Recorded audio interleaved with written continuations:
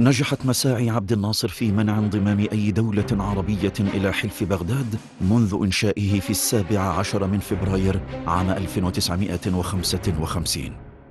كان نجم ناصر متصاعدا، وقدرته على تحريك قطع الشطرنج على رقعة الإقليم تنضج. بعدها ب3 أيام فقط كان ناصر على موعد مع رجل يزوره للمرة الأولى والأخيرة. When Eden first met Nasser or knew about him, he was suspicious of his Nasser's nationalist aspirations. المقابلة اللي حصلت سنة 55 ما بين إيدن وعبد الناصر يمكن هيأت للحدث اللي حصل في 56. But he thought he was someone that he could do business with. To rework what Margaret Thatcher said later about Mikhail Gorbachev in the 1980s. إيدن حاول إن هو يتودد إلى عبد الناصر بإنه يحييه باللغة العربية. دي علامة تودد واضحة ومؤكدة. Nasser was surprised that Eden was a fluent Arabic speaker at this meeting. Nasser was also speaking in a dialect that Eden was trained in Arabic, but he was trained in classical Arabic at Oxford.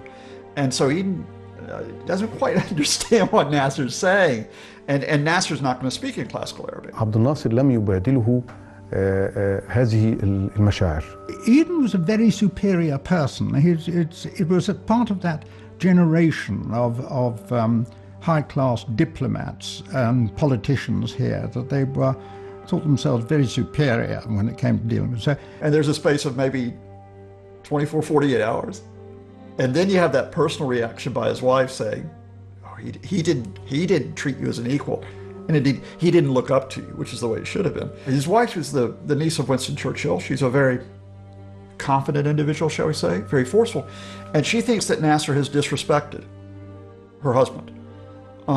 She thinks that Nasser did not dress up for the occasion. He's not wearing his dress military uniform, but his conventional officer's uniform. Anthony Eden is there decked down in a tuxedo and, sort of dressed to the nines. But Nasser felt offended. He thought he was being patronized, and he was, in a sense. And Eden didn't know he was doing it. عبد الناصر عانى من الفترات الاحتلال وخرج مظاهرات ضد الاحتلال الإنجليزي، وعانى من الحصار في الفلوجة، ومر بخبرات يعني صعبة كتير. يبدو أنه هو كان متأصل بداخله أنه بريطانيا دولة محتلة، احتلت مصر واستنزفت ثرواتها لفترات طويلة، ويعني لا يمكن أبدا أن يكون هناك نوع من التوافق أو التصالح أو حتى المساومة، وظهر وكأنه يقف له بشكل ندي بندية. His views in the years leading up were very diplomatic, very assured and understanding of the Egyptian position, but then turning against Nasser very suddenly. There's a slight disjunction that turns into a personal crisis when Clarissa Eden says to him, you let him get away with that. You let him treat you badly. And Eden takes that on board. حصل جرح نرجسي عند إيدن في هذه المقابلة، إنه أنا أمثل بريطانيا العظمى وأنت تمثل دولة إفريقية صغيرة كانت عبارة عن مستعمرة لبريطانيا العظمى. Nasser's his own person. Nasser wants an Egypt which is answering to no one in terms of its international position and in terms of its domestic policies. As we find out, this becomes in part a personal story between Anthony Eden, who's now the prime minister rather than the foreign minister, and the new president, Jamal Abdel Nasser. And that personal relationship is part of a rapidly changing Egypt and Middle East where Britain cannot assume that it is the dominant power. دفع إيدن بالعلاقات المصرية لنقطة الانكسار تلك. كان عليه أن يظهر للجميع حوله أن لبريطانيا رئيسا للوزراء قادرا على التصرف بصرامة. لكن الشبح الذي حاول إيدن الهروب من عباءته كان المسيطر الحقيقي على عقله. There are two very different Anthony Edens when it comes to Egypt.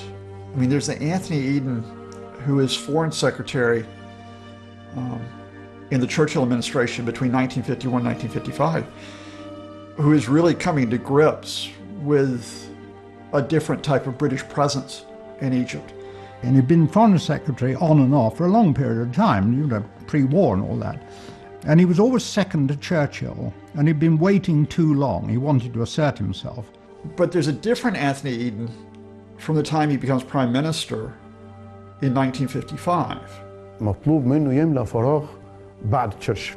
ده صعب جدا ان اي حد شخص عادي او حتى شخص متميز يقدر يملأ هذا الفراغ بعد تشرشل، وخاصة ان تشرشل جه في ظروف اعطت لملكاته وقدراته الفرصة لان تظهر وتتبدى امام العالم كله. لما يجي إيدن بعده يبقى في ازمة، على الرغم من انه إيدن كان معروف بانه سياسي مرموق جدا وسياسي داهية. Anthony Eden did understand the Middle East very well, probably better than most British statesmen ever have or ever will. But he got it wrong when it mattered most, when he was Prime Minister. His relationship with people overseas was to establish his authority. He was another politician like Churchill, strong man, wanting to get things done and all the rest of it.